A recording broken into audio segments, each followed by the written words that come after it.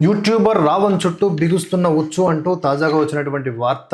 ఈయన బ్యాంకు ఖాతాలు కూడా ఫ్రీజ్ చేశారంట. నెలకు ₹1,50,000 యూట్యూబ్ నుంచి రెవెన్యూ వస్తున్నట్లుగా చెప్తున్నారు. ఇక్కడే రావణ్ మద్దతుదారులు వేల కోట్ల రూపాయల అవినీతి కార్యక్రమాలకు పాల్పడినటువంటి వాళ్ళని వదిలేస్తారు.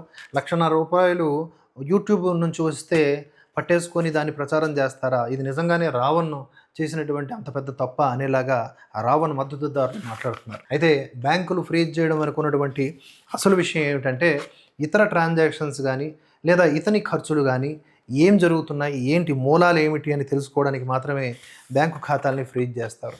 At the same time YouTube మాధ్యమంలోనే అతను ఏవైతే ఈ అభ్యంతరకరమైన వీడియోలు చేశాడు కనుక వాటి ద్వారా వచ్చేటటువంటి రెవెన్యూని కూడా ఆటోమేటిక్గా డిస్క్లోజ్ చేస్తారు. పోలీసులు ఎప్పటికప్పుడు ఈ సమాచారాన్ని బయటికి పొక్కించడానికి గల కారణం ఏమిటంటే దాని వెనుక కూడా ఒక వ్యూహం ఉంటుంది.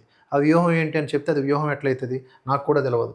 అయితే దీంతో బ్యాంకు లావాదేవీలు నిలిపివేయాలని 2 వేరువేరు బ్యాంకుల అధికారులను కాకినాడ పోలీసులు లేఖ రాశారంట. పోలీసుల విజ్ఞప్తితో బ్యాంకు అధికారులు ఖాతాలు నిలిపివేశారు. ఇప్పటికే రావణ్ మొబైల్ను ఎఫ్ఎస్ఎల్కు పంపించారు పోలీసులు. కీలక సమాచారం సేకరించారు. డిలీట్ చేసినటువంటి వాట్సాప్ డేటా మిగతావన్నీ కూడా వచ్చినట్లుగా తెలుస్తోంది. ఫోరెన్సిక్ నివేదిక పోలీసులకు అందించింది.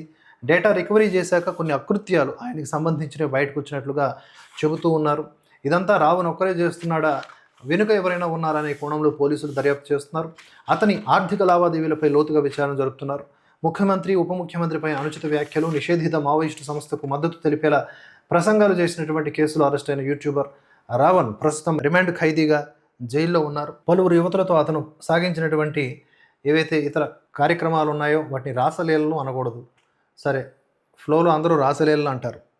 అది ఒక మంచి పదం, దాని వెనక ఒక మంచి పరమార్థం ఉంది.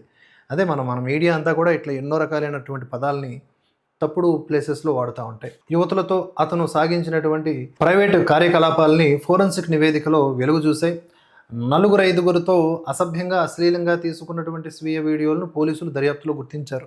మరి ఇది నిజమా కాదా తెలియదు, కానీ ఇది ఒకవేళ నిజమైతే రావణ్ లైఫ్ టైము ఇక డ్యామేజ్ చేసుకున్నట్లే తన క్యారెక్టర్ని పేరుకు తగ్గట్లుగా. కనీసం ఇంట్లో వాళ్ళు పెట్టినటువంటి పేరు జోసెఫ్ అదన్న పెట్టుకుని ఉంటే సరిపోయేది. ఇప్పుడు రావణ్ అని పేరు పెట్టుకొని ఇవన్నీ కూడా బయటకు వస్తున్నాయి. దానికి సూట్ అయ్యేలాగా ఏంటంటే హోటల్ గదిలో వెకిలి చేష్టలు, సంభాషణలతో వీడియోలు తీసి భద్రపరుచుకున్నాడంట. వాటితో బ్లాక్మెయిల్ కూడా చేశాడు అని ఇలాగ చెప్తున్నారు. పోలీసులు ఎప్పుడైతే విచారణకు ఆయన్ని పట్టుకున్నారో రిమాండ్కు తరలించే ప్రాసెస్లో ఈ వరుస అరెస్టులు జరుగుతున్న టైంలోనే అతను తన ఫోన్ డేటాను డిలీట్ చేశాడంట. డిలీట్ చేసినా కూడా అది తక్కువ సమయమే కాబట్టి వాటన్నింటినీ కూడా ఫోరెన్సిక్ వెనక్కి లాగేసింది, పోలీసులకు ఇచ్చేసింది. ఆ కోణంలో కూడా ఇవన్నీ కూడా లాగుతూ ఉన్నారు. ఏదైతేనే ప్రశ్న రావణ్కి సంబంధించిన బ్యాంకు ఖాతాలు కూడా ఫ్రీజ్ అయ్యాయి. అతని ఫోన్ డేటాలో ఇంకెన్ని విషయాలు ఉన్నాయనేది త్వరలో తేలిపోనుంది.